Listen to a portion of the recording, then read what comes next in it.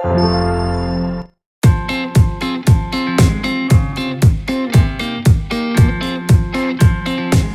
कल कहाँ तक हुआ था अपना? 13-14 है ना? सॉरी 12-13 तक। उसके पहले अपना क्या था?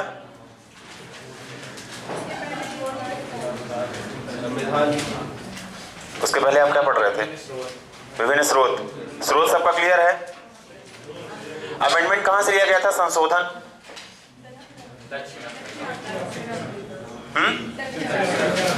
दक्षिण अफ्रीका से, है ना? संशोधन किस अनुच्छेद में है? 368। ठीक है। इसके बाद आपका ऑस्ट्रेलिया के संविधान से क्या क्या था?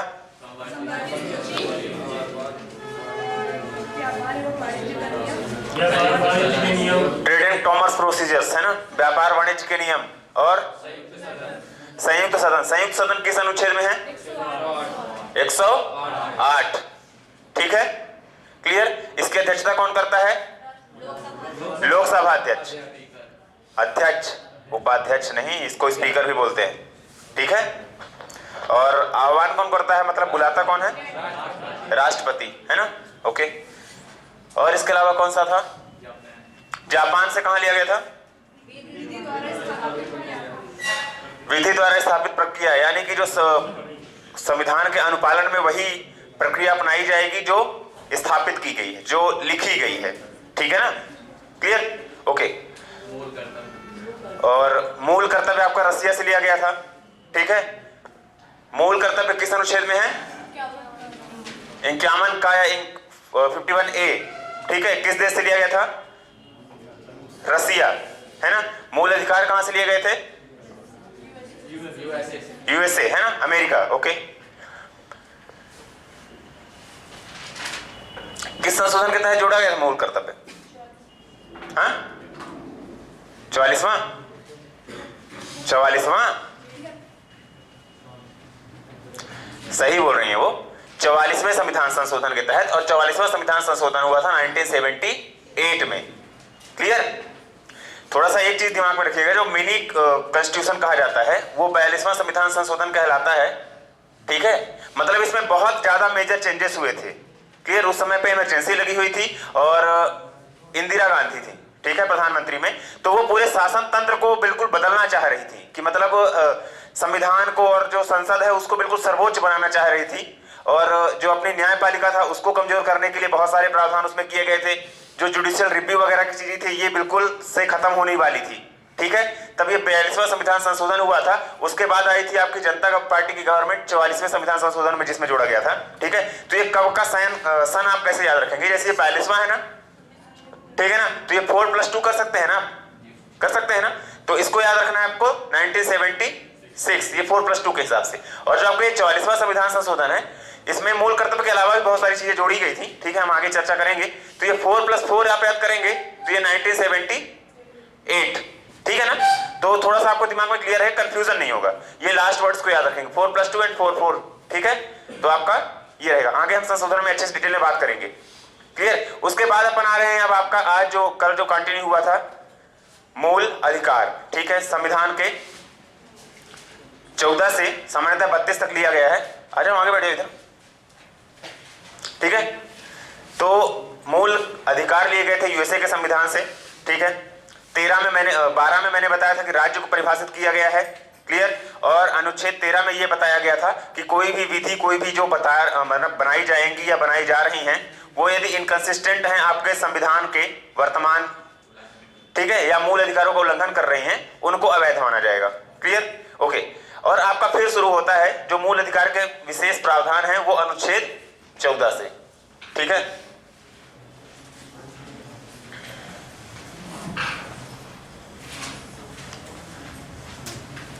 लिख लीजिए पहले, फिर बता रहे हैं आपको।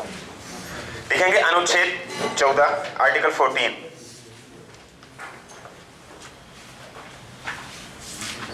विधि के समक्ष समानता।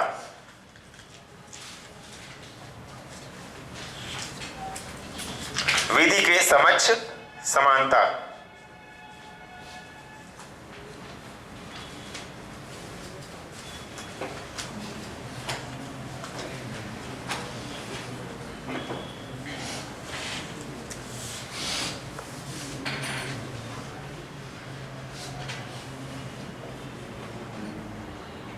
इस पे पता है दो शब्द बहुत महत्वपूर्ण होते हैं।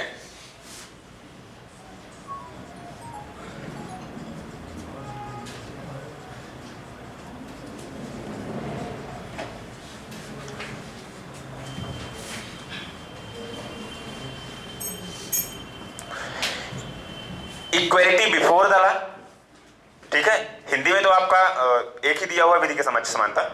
तो इक्वलिटी बिफोर द लॉ यानी कानून के सामने जो है, कानून के समक्ष समानता है, ठीक है। इसमें एक और टर्मिनोलॉजी आती है, इक्वल प्रोटेक्शन ऑफ लॉ, विधि का समान संरक्षण, ठीक है, सुना होगा आपने, विधि का समान संरक्षण, ठीक है, और विधि के समक्ष समानता। क्लियर? तो विधि के समक्ष समानता का मतलब थोड़ा सा समझेंगे। विधि के समक्ष समानता यानी कि सारे व्यक्ति समान हैं, कोई भी विशेष वर्ग नहीं, प्रिविलेज वर्ग नहीं है, किसी को विशेषाधिकार वर्ग नहीं है, विशेषाधिकार प्राप्त वर्ग, ठीक है, कि कानून के समक्ष सारे व्यक्ति समान हैं। समझ में आ रहा है? ठीक है ना? B it commercialised person, B it any आपका जो पॉलिटिशियन, ठीक है ना, यानी और ये आपका जो कॉमन पीपल होते हैं, ठीक है, आम आदमी, वो सब समान है। क्लियर? लेकिन जो इक्वल प्रोटेक्शन ऑफ लॉ होता है, विधि के कानून का समान संरक्षण है, ठीक है ना, तो ये संरक्षण जो इक्वल प्रोटेक्शन ऑफ लॉ होता है, इसका मतलब पता क्या होता है? समान परिस्थितियों में समानता। इसका मतलब यह होता है कि आप राष्ट्रपति और आम आदमी को समान नहीं कर सकते। क्लियर? यदि वो आम स्थिति में है तो उसको आम स्थिति में, और आपका यदि कोई अधिकारी वर्ग है, मान लीजिए कलेक्टर है, तो उसको समान नहीं कर सकते। स्थितियां अलग अलग है ना। इक्वल प्रोटेक्शन ऑफ लॉ, तो एक चीज ये होती है जो इक्वलिटी बिफोर द लॉ होती है, तो कानून के समक्ष तो समानता है, सारे व्यक्ति समान है कानून के सामने, लेकिन अलग अलग परिस्थितियों में आ जाता है यहाँ पे कि यदि कोई राष्ट्रपति है, उसको आम आदमी के बराबर समानता कर देंगे क्या? नहीं ना। क्लियर? उसको कुछ प्रिविलेज मिल रहे हैं क्योंकि वो परिस्थितियां अलग हैं। ठीक है, समझ पा रहे हैं आप? ठीक है, तो इक्वल प्रोटेक्शन ऑफ लॉ ये होता है कि समान स्थिति में समान संरक्षण। कानून के समक्ष यदि समान स्थिति है तो समान संरक्षण होगा। क्लियर? समझ पा रहे हैं? तो यदि कोई कानून के समक्ष, यदि कोई उच्च दर्जे का व्यक्ति है, यदि कानून के समक्ष, ठीक है, राष्ट्रपति हो गया, कोई कलेक्टर हो गया, फिर कोई बड़ा अधिकारी हो गया, कानून के कोई भी, ठीक है, तो उसकी स्थिति में यदि आप हैं तो आपको समानता दी जाएगी, पर यदि आप उसकी स्थिति में नहीं हैं तो आपको समानता नहीं दी जा सकती है। ठीक है, ये थोड़ा सा कॉन्ट्राडिक्शन है इस अनुच्छेद में, इस चीज को दिमाग में रखेंगे। तो इसमें एक महत्वपूर्ण पॉइंट है, ये है कि इक्वलिटी बिफोर द लॉ, कानून के समक्ष समानता, और इक्वल प्रोटेक्शन ऑफ लॉ, विधि के समक्ष समान संरक्षण। वो समान संरक्षण आपको तब दिया जाएगा आप जब आप उस समानता में होंगे। ठीक है, तो ये है कॉन्सेप्ट आपका। लेकिन आपको बहुत महत्वपूर्ण ये रखना है सामान्यतः दिमाग में कि अनुच्छेद 14 है जो विधि के समक्ष समानता का प्रावधान करता है। 2 लाइनें इसमें लिख लेंगे। विधि के समक्ष समानता, पहला लिख लेंगे, राज्य सभी व्यक्तियों के लिए एक समान कानून बनाएगा। राज्य सभी व्यक्तियों के लिए एक समान कानून बनाएगा। ठीक है, और उनको समान रूप से लागू करेगा।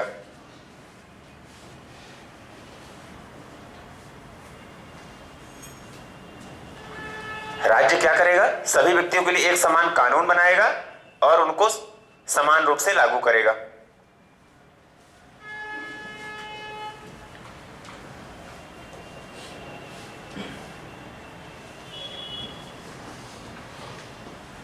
क्लियर? ओके। अब इसके बाद आपका आता है आर्टिकल 15। ये मूवी आई थी, आपने ध्यान है आप लोगों को? आर्टिकल 15 मूवी आई थी लगभग 1 साल पहले, ध्यान है? आयुष्मान खुराना उसमें एक्टर थे। ठीक है, आयुष्मान खुराना एक्टर थे और वो आईपीएस के रोल में थे। ठीक है, एसपी।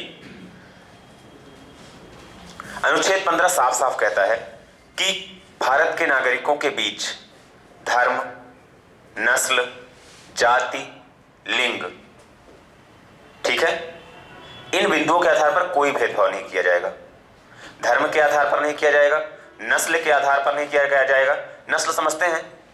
जैसे मान लीजिए कोई गोरी है, कोई काली है, ठीक है, समझ पा रहे हैं? नस्ल समझते हैं, मतलब आज मान लीजिए कोई ब्रिटिश का है नागरिक, यहाँ रह रहा है, या फिर यहाँ का कोई, जिसको बोलते हैं ना कि गोरे काले का भेद, ठीक है, वो नहीं होगा। नस्लीय विभेदता मतलब कि भेद नहीं रहेगा, जाति के आधार पर नहीं होगा, ठीक है ना, B it from any caste, clear, और आपका धर्म के आधार पर नहीं रहेगा, ठीक है ना, anyone who belongs to the any religion shall be equal before the law, ठीक है ना, समझ रहे हैं? तो अनुच्छेद 15 वो एक्चुअली इसी आधार पे ही बनी थी, जो मूवी बनी थी उसमें ये हुआ था कि आदिवासी जो बच्चियां थी दो, ठीक है, तो उनके साथ कुछ मतलब कि दुष्कर्म की चीजें हुई थी, तो उस पे ये दिखाया गया था कि समाज का जो उच्च वर्ग है वो निम्न वर्ग का शोषण कर रहा है, ठीक है ना, क्लियर। तो उस पे ये चीजें, तो उस पे ये जो और सबसे बड़ी चीज ये होती है कि जो जितने अधिकारी रहते हैं उसमें सारे सपोर्ट करते हैं उन उच्च वर्ग वालों का, तो उसमें फिर वो क्या करता है कि जब अपने थाने में एक अनुच्छेद 15 लेके आता है और चिपका देता है, ठीक है, कि जब तक मैं यहां रहूंगा तब तक जो संविधान कहता है कि किसी भी व्यक्ति के खिलाफ या किसी भी व्यक्ति को धर्म, नस्ल, जात के आधार पर कोई भी भेदभाव नहीं किया जाएगा, क्लियर। और उन सारे जो अधिकारी रहते हैं उसके नीचे सर के जो सपोर्ट करते हैं उनको सबको पढ़वाता है कि देख लो ये संविधान की चीजें, ठीक है। तो ये अनुच्छेद 15 इसी आधार पर बनाया गया, ठीक है, इंपॉर्टेंट है, क्लियर, दिमाग में रखेंगे, लिख लेंगे एक लाइन।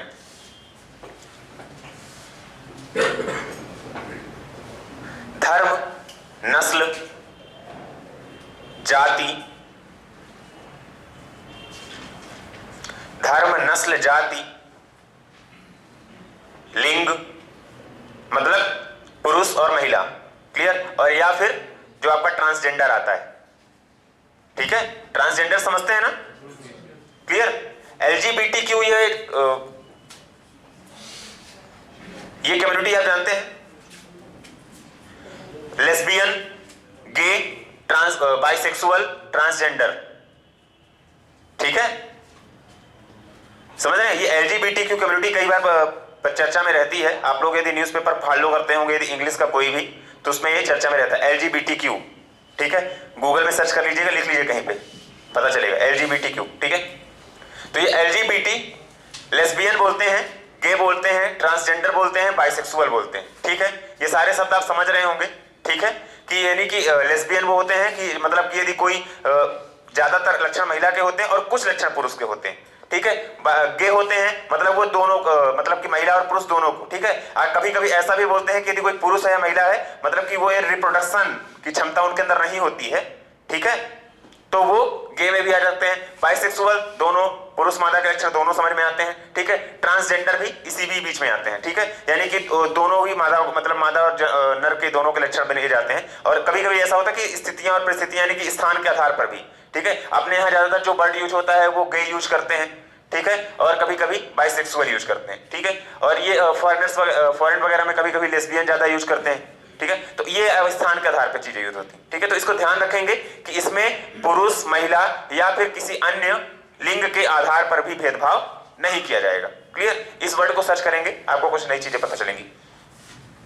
तो लिखा आपने कि जाति, लिंग, है ना, या जन्म स्थान के आधार पर, या जन्म स्थान के आधार पर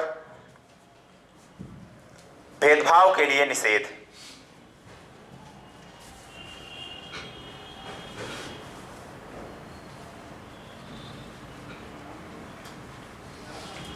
क्लियर। तो ये आपका क्या है अनुच्छेद 15। इसमें यह भी प्रावधान किए गए हैं कि किसी भी व्यक्ति को इस आधार पर, किस आधार पर, धर्म, नस्ल, जाति, लिंग, जन्म स्थान के आधार पर, शब्दों को थोड़ा सीरीज में याद रखेंगे, धर्म, नस्ल, जाति, लिंग, जन्म स्थान, 5 शब्द हैं। इस आधार पर किसी पब्लिक प्लेस के उपयोग, पब्लिक प्लेस समझते हैं ना, कोई बाग हो गया, गार्डन हो गया, कोई रेस्टोरेंट हो गया, क्लियर, सड़क हो गई, क्लियर, इस आधार पर भी भेदभाव नहीं किया जा सकता, क्लियर। क्योंकि प्राचीन काल में क्या था कि आप लोगों को ध्यान होगा कि जो प्राचीन मंदिर थे, जैसे मतलब अपनी हिंदू धर्म परंपरा के स्पेशली साउथ में क्या होता थे कि जो lower caste, lower strata people है, लोअर कास्ट पीपल है, उनको जो पवित्र गलियां होती थी, मंदिर का द्वार हो गया, मुख्य प्रवेश द्वार वगैरह हो गया, जो मंदिर को जाने वाली गलियां हैं, ठीक है, किसी पवित्र जलाशय की ओर जाने वाली नदियां हैं, उनमें नहीं जाने दिया जाता था, कि उनको बोलते थे कि आप नहीं जाएंगे, जहां पे उच्च वर्ग या उच्च समाज के लोग या उच्च ब्राह्मण वर्ग के लोग जाते हैं उसमें इनको नहीं जाने दिया जाता था, ठीक है। तो ये किस आधार पे हो रहा था? जाति के आधार पर भेदभाव हुआ था ना। क्लियर? तो ये सारी चीजें संविधान में समाप्त कर दी गई। समझ पा रहे हैं कि किसी भी व्यक्ति पे धर्म, नस्ल, जाति, लिंग, जन्मस्थान के आधार पर कोई भेदभाव नहीं होगा। ओके, लिखेंगे। ये तो आपको डायरेक्ट समझ में आ गया, ठीक है। अब डायरेक्ट आ जाइए आर्टिकल 16 में।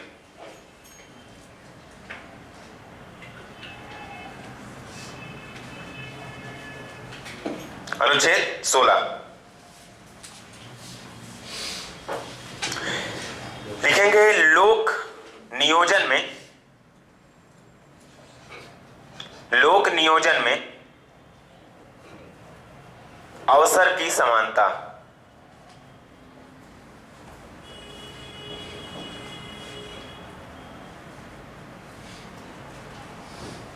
ठीक है, इसको इंग्लिश में ये भी बोल सकते हैं इक्वलिटी इन एम्प्लॉयमेंट।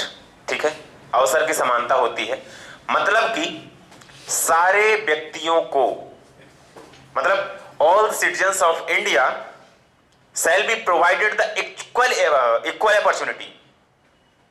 ठीक है, shall be provided equal opportunity on employment in public offices या गवर्नमेंट ऑफिसेस। सरकार की जितनी भी नियुक्तियां होंगी उसमें इस आधार पर कोई भी भेदभाव नहीं किया जाएगा, लेकिन इसका अपवाद है जो आपका आरक्षण दिया जाता है। हाँ, तो बता रहे हैं ना, इसका अपवाद है आपका जो आरक्षण है, जो आपका रिजर्वेशन है, वो इस अनुच्छेद का अपवाद है। वो क्यों दिया गया है, उस पर एक जो क्लॉज बनाया गया, सब क्लॉज बनाया गया है कि जो पिछड़े हुए लोग हैं, ठीक है, संविधान में आपको पता होगा कि आरक्षण प्रारंभ में मात्र 10 वर्षों के लिए आया था। ठीक है, हर 10 वर्ष के बाद आपको संशोधन के बाद उसको बढ़ाया जाता है, जैसे अभी पिछले वर्ष बढ़ाया गया। क्लियर?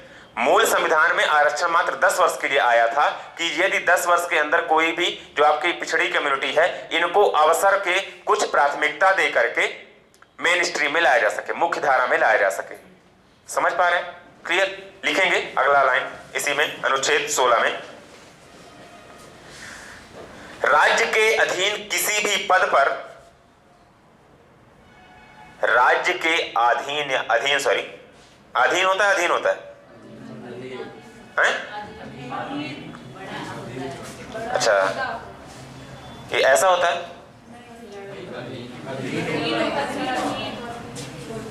ऐसा होता है, श्योर? ठीक है, ये सही है। ठीक है, बड़ा नहीं होता है। राज्य के अधीन किसी भी, राज्य के अधीन किसी पद पर नियोजन या नियुक्ति से संबंधित विषयों में, नियोजन को इंग्लिश में एम्प्लॉयमेंट बोलते हैं। ठीक है, नियुक्ति जिसको, ठीक है, नियोजन या नियुक्ति से संबंधित विषयों में, नियोजन या नियुक्ति से संबंधित विषयों में सभी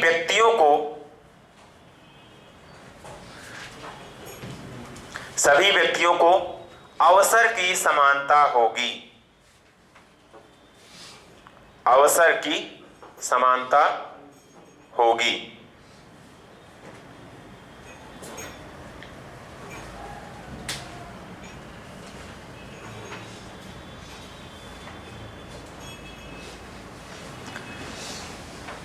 मतलब, हाँ, मतलब नागरिकों में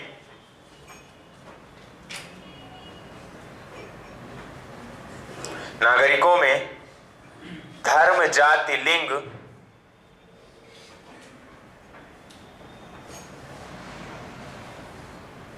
और जन्म स्थान के आधार पर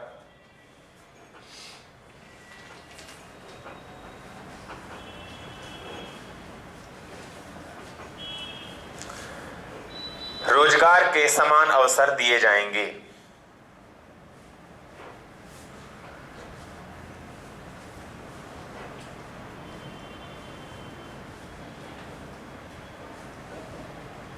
ठीक है, कोष्टक में लिख लेंगे बिना भेदभाव के।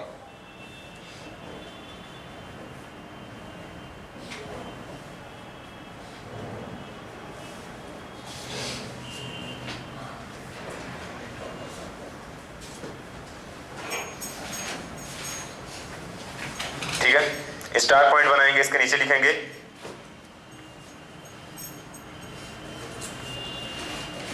अनुसूचित या सॉरी SC ST ऐसा लिखेंगे, SC ST ऑब्लिक OBC, ठीक है। स्टार लिखेंगे SC ST ऑब्लिक OBC, है ना।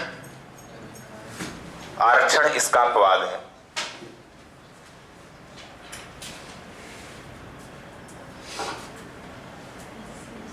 ऑब्लिक OBC,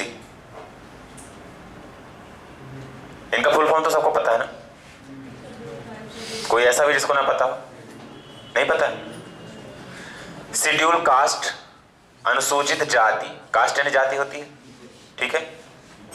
शेड्यूल ट्राइब, अनुसूचित जनजाति, ठीक है। अदर बैकवर्ड कास्ट, अन्य पिछड़ा वर्ग, क्लियर, ठीक है ना। ओके, अगला लिखेंगे अनुच्छेद 17।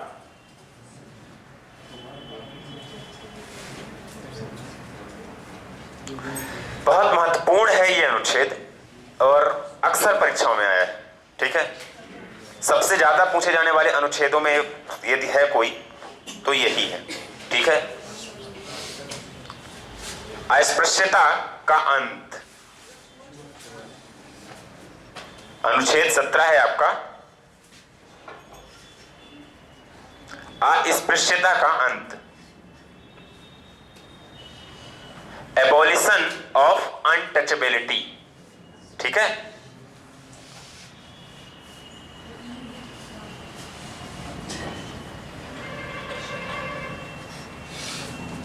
एबॉलिशन क्या होता है? हटाना। ये शब्द आपने पढ़ा होगा ना अंग्रेजी में, सुना होगा कहीं, नहीं सुना होगा तो अभी सुन लीजिएगा। एबॉलिशन, एबॉलिस्ट जो इसका वर्ड है, मूल शब्द है वो ABOLISH, ठीक है।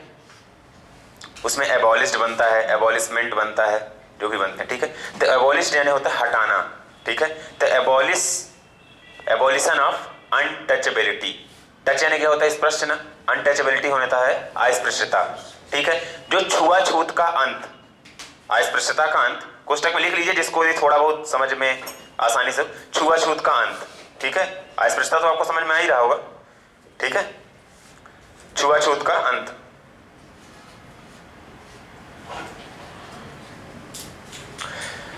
इसमें अगली लाइन देखिए, इसमें अस्पृश्यता को हटाया गया है और साथ में अस्पृश्यता को अपराध घोषित किया गया है। सिर्फ हटाया नहीं गया है, अस्पृश्यता को अपराध घोषित किया गया है। जो आपका SC ST एक्ट 1989 आया था, SC ST एक्ट आप लोग जानते होंगे ना, ठीक है ना, जिसको हरिजन एक्ट भी लोग बोलते हैं सामान्य गांव की भाषा में। उसमें भी स्पष्ट प्रावधान दिए गए हैं कि यदि आप किसी भी व्यक्ति से पानी पे यानी कि इस आधार पे, यानी कि इवन आप जाति सूचक शब्द भी उपयोग कर देंगे उनके लिए तो वो भी अपराध माना जाएगा, ठीक है, क्लियर। जाति सूचक शब्द भी आप उपयोग नहीं कर सकते, आप उनके साथ भेदभाव नहीं कर सकते कि आप उनके हाथ का पानी नहीं पिएंगे, ये भी नहीं कह सकते। आप उनको अपने घर में प्रवेश देने से मना नहीं कर सकते लीगली, ठीक है। अस्पृश्यता को इस आधार पे अपराध घोषित किया गया है, ठीक है। MPPSC में ये एक्ट प्री के एग्जाम में पहले थे, ठीक है, और मेंस में भी हैं, मतलब 29 तक। अब शायद 2020 में जो नया सिलेबस आया उसमें हटा दिया गया है एक्ट्स को, ठीक है। यदि किसी को इंटरेस्ट होगा तो आप सर्च कर लीजिएगा, थोड़ा बहुत सी चीज़ें हैं, आपको बहुत सारी चीज़ें पता चलेंगी। हरिजन एक्ट में क्या होता है कि FIR दर्ज होती है, फिर उनको मुआवजा भी दिया जाता है, ठीक है, उस वर्ग के लोगों को।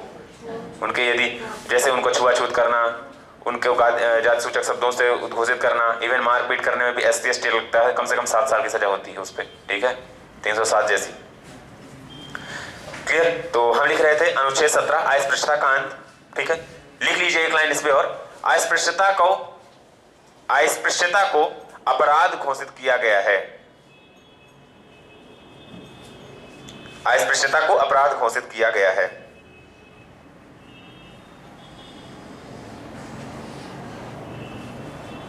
क्लियर। तो आपने अभी तक कितने अनुच्छेद पढ़े? कितने हुए? 4, 14, 15, 16, अरे इसमें आ जाओ, बेसिक फंडामेंटल राइट्स में, ठीक है। 13, 14, तो 12, 13 हटा दीजिए। 14 में आपको दिया गया है अवसर की समानता का अधिकार, विधि के समक्ष समानता का अधिकार, ठीक है। विधि के समक्ष समान संरक्षण भी इसमें एक अलग बिंदु है, ठीक है। तो विधि के समक्ष समानता दी गई है अनुच्छेद 14 में। अनुच्छेद 15 में आपको दिया गया है कि धर्म, जाति, लिंग, नस्ल और जन्म स्थान के आधार पर भेदभाव नहीं किया जाएगा। क्लियर ना। अनुच्छेद 16 में कहा गया है कि अवसर की समानता दी जाएगी, यानी कि नियोजन में अवसर की समानता, गवर्नमेंट या पब्लिक ऑफिसेस में एम्प्लॉयमेंट के लिए, ठीक है, रोजगार में अवसर की समानता, ऐसा याद कर सकते हैं 16 में, ठीक है। और 17 में दिया गया है abolition of untouchability, that is अस्पृश्यता का निषेध या अस्पृश्यता का अंत, ठीक है। और इसमें अस्पृश्यता को अपराध भी घोषित किया गया है। तो सीधे सीधे क्वेश्चन ये बनते हैं कि अस्पृश्यता को अपराध निम्न में से किस अनुच्छेद में घोषित किया गया। क्लियर, ठीक है, ओके। चलिए अगला लिखेंगे अनुच्छेद 18, ठीक है। ये भी काफी फेमस क्वेश्चन है, आया है अक्सर, हम और आप इसको थोड़ा सा कम आंक के चलते हैं। क्लियर। इसमें स्पष्ट कहा गया है उपाधियों का अंत। अनुच्छेद 18 उपाधियों का अंत।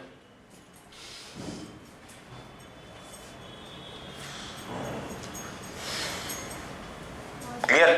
आपने प्राचीन काल से देखा होगा कि राजाओं को उपाधियां दी जाती थी, ठीक है। क्लियर। जैसे शेर शाह सूरी था तो उसको शेर शाह उपाधि दी गई थी, ठीक है। क्लियर। सर की उपाधि दी जाती थी अंग्रेजों के जमाने में, नाइटहुड की उपाधि दी जाती थी ना। क्लियर। तो उनकी जो बोलते हैं ना, उनकी तीसमारी के आधार पर उनको उपाधि दी जाती थी।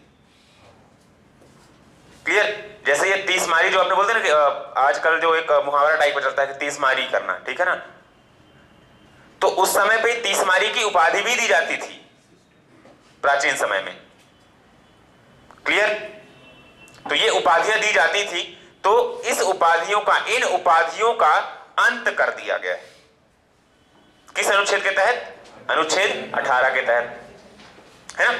अब देखिए अनुच्छेद 18 के तहत उपाधियों का अंत तो हो जाता है, लेकिन सेना में दी जाने वाली उपाधियां, मतलब पद का नाम जो होता है, क्लियर, कि जैसे लेफ्टिनेंट हो गया, लेफ्टिनेंट कर्नल हो गया, यदि जो पद के नाम है, क्लियर, डॉक्टरेट की उपाधि आपको दी जा रही है, क्लियर, ये इसमें प्रोविजन में लिए गए हैं कि इनको आप दे सकते हैं। लेकिन उसके लिए भी अब इसके अलावा कुछ लोग जैसे राजदूत होते हैं, राजदूत समझते हैं, एम्बेसडर, ठीक है, राजनयिक जो होते हैं, हमारे देश के राजदूत यदि किसी दूसरे देश के में जाके रह रहे हैं या फिर मतलब फॉरेन रिलेशन मेंटेन के लिए रखते हैं, क्लियर, तो वो भी उस देश से, समझ पा रहे हैं, उस देश से भी कोई उपाधि नहीं ले सकते। यदि लेंगे तो उनको राष्ट्रपति की परमिशन चाहिए, ठीक है, अनुमति चाहिए।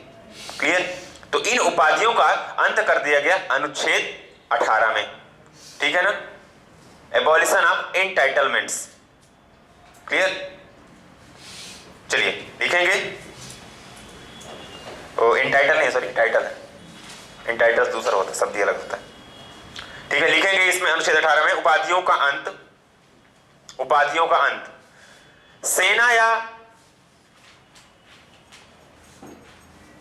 सेना या विधा संबंधी सम्मान के अलावा, सेना या विधा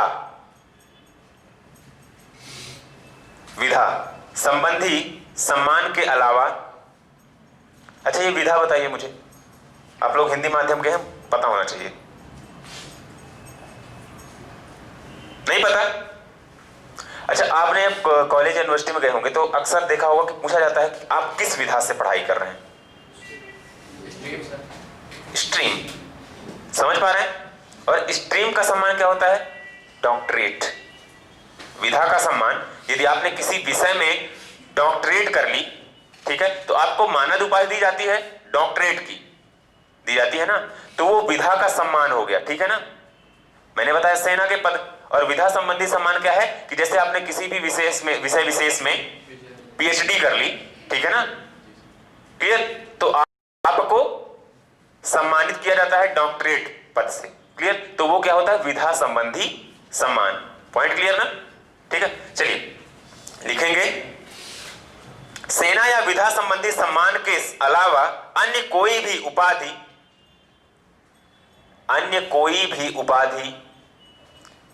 राज्य द्वारा प्रदान नहीं की जाएगी।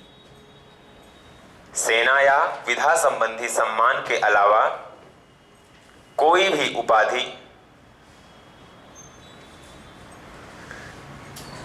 उपाधि राज्य द्वारा प्रदान नहीं की जाएगी।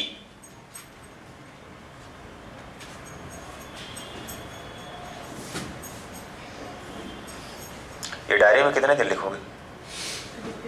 चल जाएगा।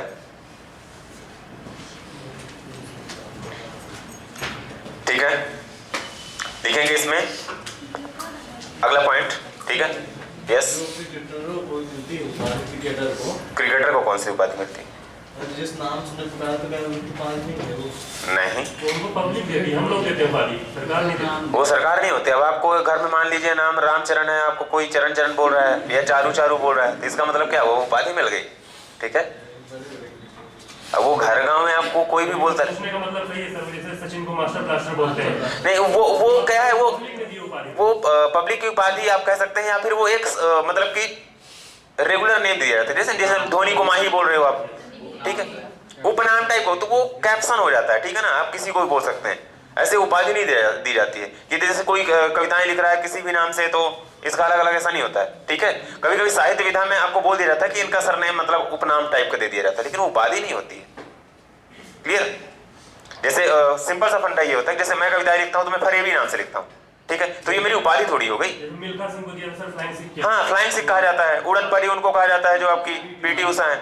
ठीक है, तो ये क्या चीजें होती हैं, इनका ये उपाधि नहीं होती है। ठीक है, these are not the titles. ठीक है ना, these are the just common name.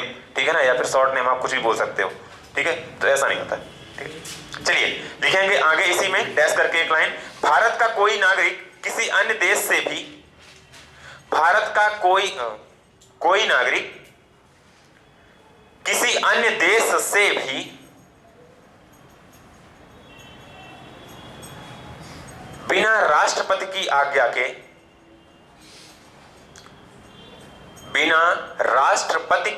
के कोई उपाधि स्वीकार नहीं कर सकता। भारत का कोई भी नागरिक विदेशों से भी भारत के राष्ट्रपति की आज्ञा के बिना कोई भी उपाधि प्राप्त नहीं कर सकता। भाषा आपको समझ में आ गई है ना? अब आप अपने हिसाब से वाक्य पूरा कर लीजिए। कोई भी नागरिक विदेश से राष्ट्रपति की आज्ञा के बिना कोई उपाधि प्राप्त नहीं कर सकता। दैट सिंपल, आप अपने हिसाब से लिख सकते हैं। कोई भी नागरिक राष्ट्रपति की आज्ञा के बिना विदेशों से भी उपाधि नहीं प्राप्त कर सकता। समझ में आया ना? सेना की उपाधियां और विधा संबंधी उपाधि। विधा संबंधी भी आपको समझ में आ चुका है ना? ठीक है ना? विधा जहां पे लिखा है, यदि आपको ऐसा लगे कि आप भविष्य में भूल सकते हैं तो लिख लीजिए सब्जेक्ट या पीएचडी। ठीक है ना, पीएचडी की उपाधियां लिख सकते हैं। अगला लिखेंगे अनुच्छेद 19।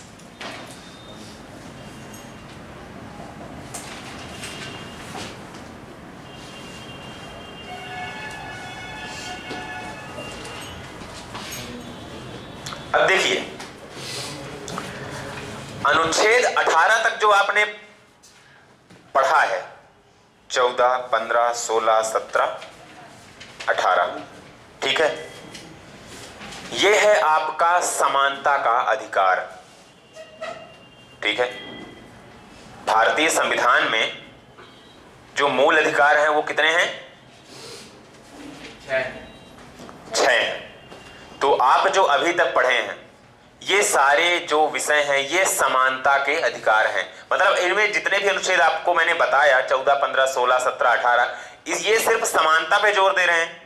ठीक है ना? They are enforcing the equality in our country. समझ में आ रहा है? दे आर इन्फोर्सिंग इक्वालिटी, समानता लाने पे जोर दे रहे हैं, है ना?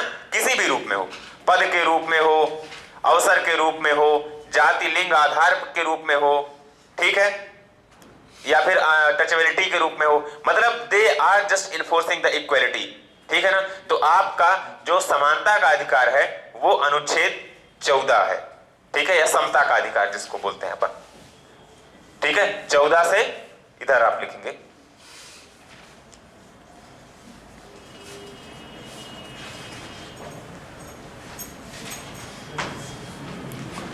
ठीक है। तो ये है आपका अनुच्छेद 14 से 18। Point clear? ओके। अब जो हम बात करेंगे स्वतंत्रता का अधिकार, स्वतंत्रता, ठीक है, फ्रीडम। अब ये फ्रीडम मतलब समझेंगे थोड़ा सा। सबसे जो इसका महत्वपूर्ण अनुच्छेद है स्वतंत्रता के अधिकार में, वो है आपका अनुच्छेद 19, ठीक है। 20, 21 और 22, इसमें है आपके 4 अनुच्छेद। अनुच्छेद 19 में पूरी तरह से स्वतंत्रता दी गई है। किस आधार पर? सबसे ज्यादा जो इसमें चर्चित प्रश्न आया है वो 19A, फ्रीडम ऑफ एक्सप्रेशन, अभिव्यक्ति की स्वतंत्रता। अभिव्यक्ति की स्वतंत्रता से आशय यह भी है कि आप कुछ भी बोल सकते हैं, ठीक है, जो वैध हो, अवैध की नहीं, ठीक है। आप कुछ भी छाप सकते हैं, ठीक है, जो भी वैध हो। ऐसा नहीं है कि आप किसी धर्म के बारे में गालियां छापना शुरू कर दीजिए, करते हैं फिर जाते हैं, जो चल रहा है आजकल फ्रांस वगैरह से चीजें, ठीक है, वो हो गया। आप कुछ भी पब्लिश कर सकते हैं कहीं पे भी, ठीक है। तो इसमें जो सबसे बड़ा प्रश्न ये आता है कि फ्रीडम ऑफ एक्सप्रेशन में जो आपकी प्रेस की स्वतंत्रता है, फ्रीडम ऑफ प्रेस, वो भी freedom of expression, that is 19A। Clear? Press की स्वतंत्रता से संबंधित आता है जब अनुच्छेद, तो इसका जो डिस्क्रिप्शन है वो 19A में है। क्लियर? अभिव्यक्ति की स्वतंत्रता में ही। समझ पा रहे हैं आप? ठीक है। अब देखिए, अभिव्यक्ति की स्वतंत्रता है, लिखेंगे अनुच्छेद 19, फिर बताते हैं आगे। मूल संविधान में 7 तरह की स्वतंत्रता का उल्लेख था।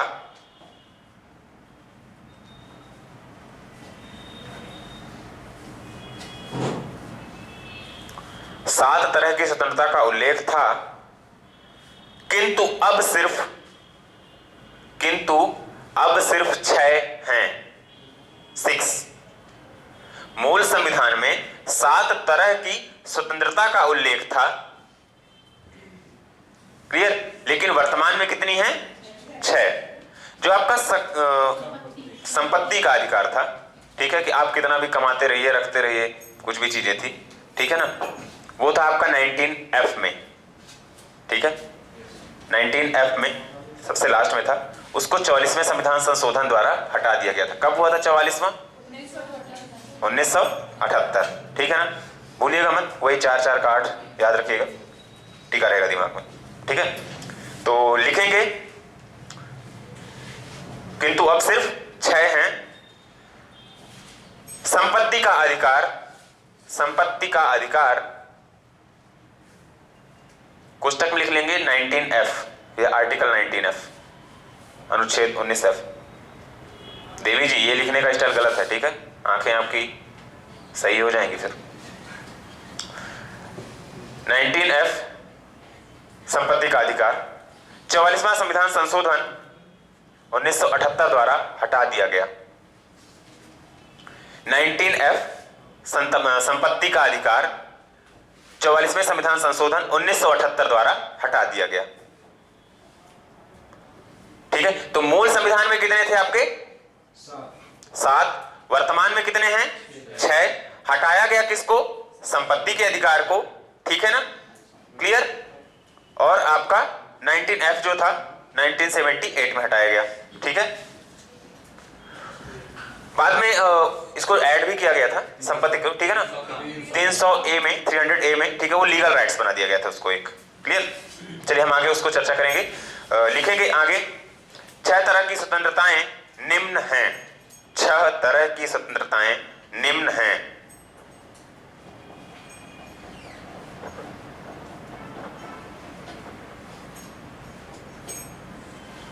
पहला लिखेंगे 19A,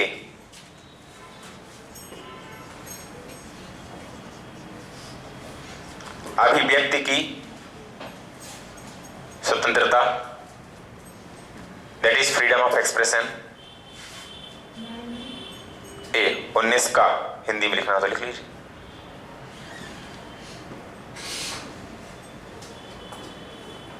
ठीक है, उसके बाद आप लिखेंगे 19B,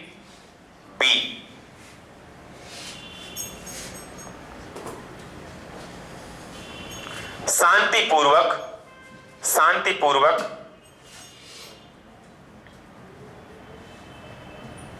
सभा करने की स्वतंत्रता।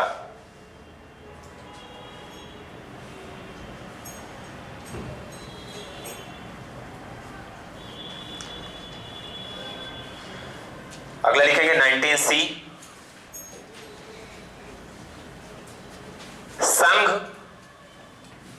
संघ का मतलब समझ पा रहे हैं, संगठन, ऑर्गेनाइजेशन। ठीक है, आप कोई संगठन बना सकते हैं, आप कोई ग्रुप ऑफ पीपल को इकट्ठा करके आप एक अपना कोई नया संगठन बनाना चाह रहे हैं किसी विशेष उद्देश्य के लिए, तो वो आप कर सकते हैं। ठीक है, तो लिखेंगे संघ बनाने की स्वतंत्रता या संगठन बनाने की स्वतंत्रता लिख लेंगे, और आसान शब्दों में संघ बनाने की स्वतंत्रता।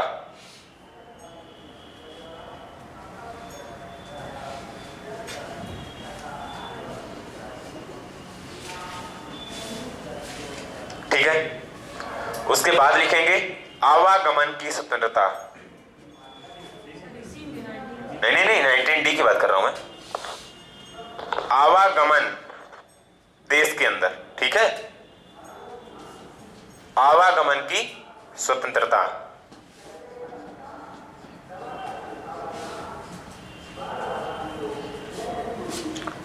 क्लियर, आवागमन की स्वतंत्रता हो गई। अगला लिख लेंगे 19E,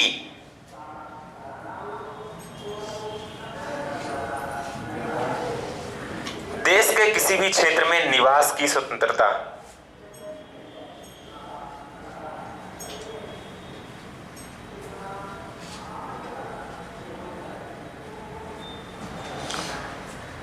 देश के किसी भी क्षेत्र में निवास की स्वतंत्रता। बात तो हो गया ना, जम्मू कश्मीर की बात तो वो हट गया है, ध्यान रखेंगे। अभी सरकार ने परसों या सर नरसों, मतलब 3-4 दिन पहले जम्मू कश्मीर में लैंड एक्विजिशन के एक्ट को थोड़ा सा और आसान कर दिया है। मतलब जमीन खरीदना हो यदि आपको जम्मू कश्मीर को, तो आप लोग प्रयास कर सकते हैं। 19G लिखेंगे, 19G। ठीक है, व्यापार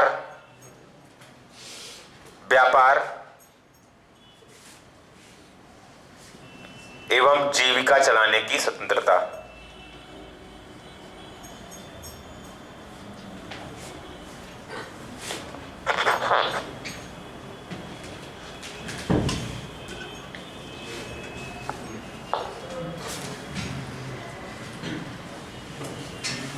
ठीक है, तो अब आप ऐसा समझिएगा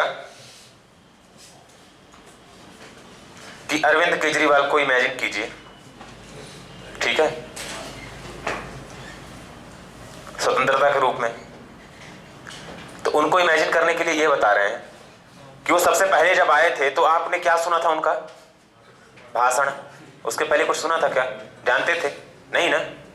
ठीक है, तो जब अरविंद केजरीवाल आए तो सबसे पहले वो भाषण देना शुरू किए, यानी कि अभिव्यक्ति की स्वतंत्रता उनको थी। ठीक है, वो एक्सप्रेस करते जा रहे थे अन्ना हजारे के साथ में। क्लियर? ठीक है, अब एक्सप्रेशन उनका बढ़ता गया और एक्सप्रेशन के साथ वो अन्ना हजारे के साथ सभाओं में भी दिखने लगे। ठीक है, मतलब उनको अभिव्यक्ति की स्वतंत्रता थी तब ना, वो सभा भी करने लगे शांतिपूर्ण ढंग से बिना हथियार के। क्लियर? तो सभा करने की स्वतंत्रता थी। ठीक है, अब सभा के बाद उनकी क्या बन गई, पार्टी भी बन गई, संघ भी बन गया। ठीक है, संघ बन गया ना उनका, पार्टी बन गई आम आदमी पार्टी। क्लियर? अब जब पार्टी बन गई तो पार्टी के प्रचार के लिए वो शुरू में देश भ्रमण भी खूब किए हैं, मतलब अब उनको आवागमन की भी पर्याप्त स्वतंत्रता थी। ठीक है, मैं सिर्फ ये बता रहा हूं कि आपके दिमाग में एक व्यक्ति की चीजें रहेंगी तो समझ में आएंगी थोड़ी सी, ठीक है ना। तो आवागमन भी उनका पर्याप्त हुआ, ठीक है। अब जब घूम घाम चुके वो 70, ठीक है, तो घूमने के बाद क्या हुआ, एक जगह पे वो निवास भी करने लगे, दिल्ली में आके रुक गए, ठीक है। अब दिल्ली में जब आके रुक गए तो पार्टी तो बन ही चुकी थी, घूम घाम भी चुके थे, अब उनका धंधा भी अच्छा चलने लगा, यानी उनकी सरकार बन गई, समझ रहे हैं, ठीक है। तो अब आपको इतनी स्वतंत्रताएं हैं जो 6 हैं। सबसे पहले यही इमेजिन कीजिएगा कि आपको अभिव्यक्ति की स्वतंत्रता है बोलने की, लेकिन अपनी सीमाओं में, ठीक है। प्रेस की स्वतंत्रता भी है, इसी के अंदर आती है, फ्रीडम ऑफ एक्सप्रेशन में ही आप कुछ छाप सकते हैं, लिख सकते हैं, पब्लिश कर सकते हैं, जो भी है, ठीक है। मीडिया जो आपका सोशल मीडिया में आपको अभिव्यक्ति की स्वतंत्रता का सबसे अच्छा उदाहरण है, ठीक है। आप कुछ भी अपना जो पब्लिश कर सकते हैं, ठीक है, अपने टाइमलाइन में कुछ भी चीजें, तो वो सोशल मीडिया की स्वतंत्रता जो भी है वो इसी के अंदर है, क्लियर। इसके अलावा अभिव्यक्ति की स्वतंत्रता हो ही गई, फिर अभिव्यक्ति के बाद वो सभा करने लगे, सभा करने की स्वतंत्रता, ठीक है, शांतिपूर्ण ढंग से बिना हथियार के सभा करने की स्वतंत्रता, सभा करते रहे, उसके बाद अब उनका संघ भी बन गया, ठीक है। तो संघ यानी कि संगठन बनाने की स्वतंत्रता है, संघ बन गए, जब पार्टी बन गई तो फिर वो घूमने भी लगे, यानी कि उनका आवागमन भी होने लगा, ठीक है। आवागमन करने के बाद वो रुक गए, यानी कि निवास की स्वतंत्रता, देश के किसी भी क्षेत्र में निवास करने की स्वतंत्रता, और लास्ट में उनका धंधा तो चल ही रहा है, तो मतलब आपका व्यापार एवं वाणिज्य की स्वतंत्रता है, आजीविका चलाने की स्वतंत्रता है, ठीक है। जी का मतलब जीविका भी रख सकते हैं, ठीक है। तो आजीविका चलाने की स्वतंत्रता आपकी इस पे, क्लियर। तो ये 6 स्वतंत्रताएं हैं जो आपको दिमाग में रखनी है। सामान्यतः लिखने को आता है यदि आप मुख्य परीक्षा जैसी कोई पीएससी की तैयारी कर रहे हैं, या फिर कभी कभी डायरेक्ट ऐसा ही पूछ लिया जाता है कि जैसे 19A 19F 19B में क्या है, तो आपको यदि क्रम याद रहेगा तो ABCD में आप अपने आप से सेट कर लेंगे, है ना। जो ये ABCD लिखा हो तो ये का खा गा घा भी कर सकते हैं आप, ठीक है। हिंदी में कभी कभी आ सकता है का खा गा घा अंगा, जो भी आपका चलता है, क्लियर, ओके। अगला लिखेंगे, स्टार बना लीजिएगा, डैश कर लीजिएगा, जैसा भी लिखना हो। प्रेस की स्वतंत्रता का भी उल्लेख, प्रेस की स्वतंत्रता का भी उल्लेख,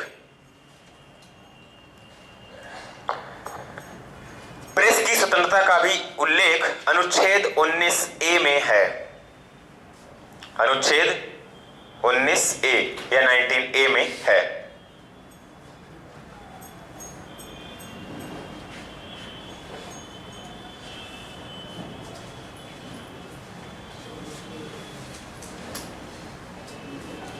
लिखेंगे अनुच्छेद 20, अपराध के लिए दोष सिद्धि के संबंध में संरक्षण।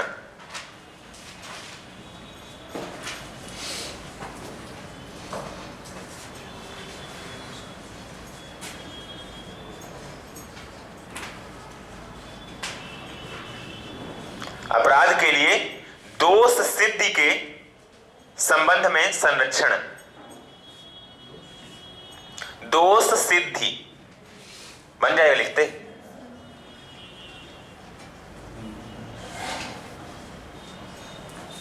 ठीक है। अपराध के लिए दोष सिद्धि के संबंध में संरक्षण, बड़ी दी नहीं होगा, ध्यान रखेंगे, छोटी दी होता है, दोष सिद्धि, ठीक है। मैं थोड़ी अच्छी राइटिंग में लिख रहा हूं क्योंकि मेरा वीडियो शायद कल या परसों मेरी छोटी वाली सिस्टर ने देखा होगा, तो वो बोल रही थी कि कितना गंदा लिखते हो, ठीक है, क्योंकि मेरी राइटिंग अच्छी आती है, मतलब जब मैं राइटिंग लिखता हूं तो अच्छी आती है, पर इसमें बहुत बहुत ही ज्यादा रफ लिख रहा था, ठीक है। तो इसलिए सोच रहा हूं कि शायद आप लोगों को भी अच्छा लगेगा, ठीक है। तो दोष सिद्धि के संबंध में संरक्षण, देखिए इसमें स्पष्ट लिखा हुआ है ये कि अपराध के लिए दोष सिद्धि ना, तो इसमें 3 चीजें आपको दिमाग में रखनी है, ठीक है ना। ये लाइन तो आप याद रखेंगे, इसके अलावा सबसे बड़ी जो इंपॉर्टेंट चीज है वो ये आपको याद रखनी है कि देखिए जो कोई भी व्यक्ति है, ठीक है, यदि कोई अपराधी पकड़ा गया है किसी भी अपराध के लिए, ठीक है ना, तो सबसे पहली चीज ये कि मान लीजिए जो निर्भया कांड आया था ना, है ना, तो निर्भया कांड हुआ था, उसके पहले क्या हुआ था कि जो दुष्कर्म के लिए जो सजा थी लगभग वो 6-7 साल वगैरह कुछ थी, ठीक है ना। उसके बाद आपने देखो अचानक से उसको फांसी वगैरह के लिए सजा भी, यानी कि कुछ डेथ वगैरह हो जाए तो फांसी की सजा हो, उसके पहले नहीं था ना, है ना। मतलब ये लेटेस्ट उदाहरण बता रहा हूं कि उसके पहले यदि किसी ने अपराध किया, मान लीजिए उस कानून के राष्ट्रपति के साइन होने के 1 दिन पहले तक, तो उसको 7 साल की सजा मिलेगी, और यदि दोष यानी कि और यदि साइन कर दिया यानी कानून बन गया और उसके 1 दिन बाद यदि कोई अपराधी अपराध कर रहा है तो उसको फांसी की सजा मिलेगी, ठीक है। भले ही उसका ट्रायल सजा उसको बाद में सुनाई जाएगी, कानून बनने के बाद, यानी फांसी की सजा का कानून बन जाएगा उसके बाद सुनाई जाएगी, लेकिन उसको सजा उसी चीज की मिलेगी, यानी उसी वक्त की मिलेगी जिस वक्त उसने जो अपराध किया था, उस समय जो सजा का प्रावधान था। समझ पा रहे हैं? No ex post facto law इसको बोलते हैं इंग्लिश में, यानी कि जिस समय जो कानून है उसी हिसाब से सजा मिलेगी। क्लियर?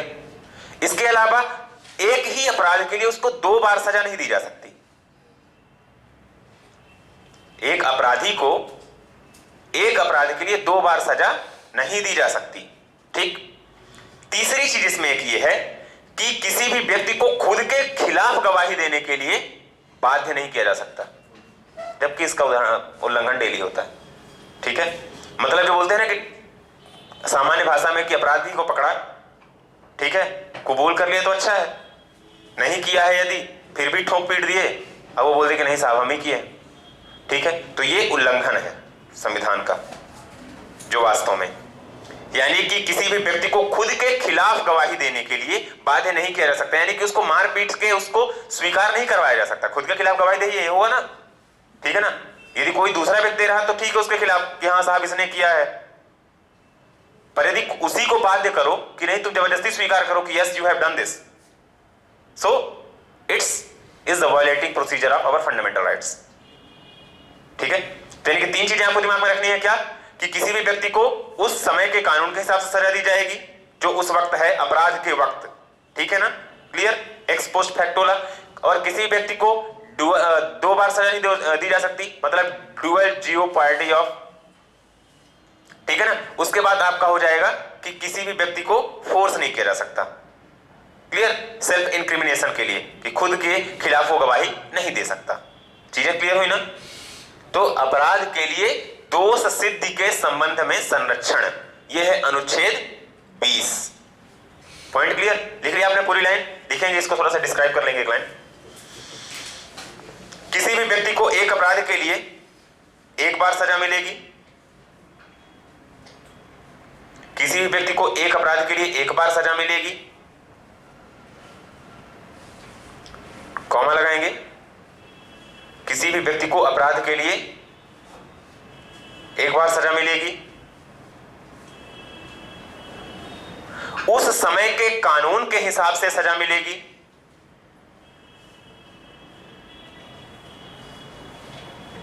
उस समय के कानून के हिसाब से सजा मिलेगी,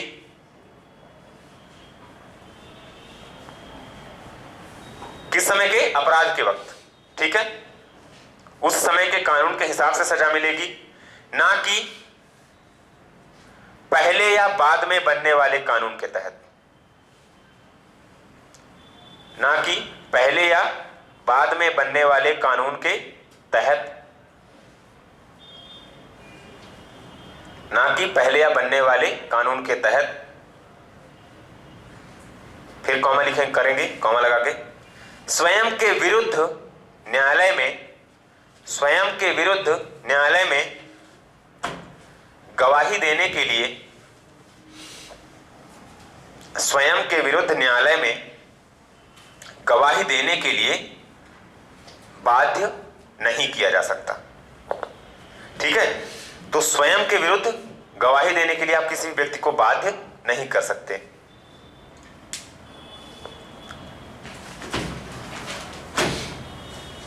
पॉइंट क्लियर? अनुच्छेद 20 है, कंफ्यूजिंग का पॉइंट रहता है, आपको 17-18 तक तो आसानी से याद रहते हैं। ठीक है? आपकी कहानी जो थोड़ा कठिन शुरू होती है वो 19 से शुरू होती है।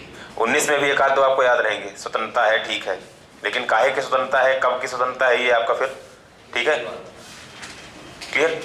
तो आपको याद रखना है जो अरविंद केजरीवाल वाला पॉइंट है। आपके पास यदि और कोई अन्य विकल्प हो इससे सरल तो आप उनको रख सकते हैं। उद्देश्य अपना है, ठीक है ना, कि आपको पता होने चाहिए सारी चीजें। ठीक है? उसके बाद आपके बिंदु जो आ रहे हैं 20 वाला इंपॉर्टेंट है।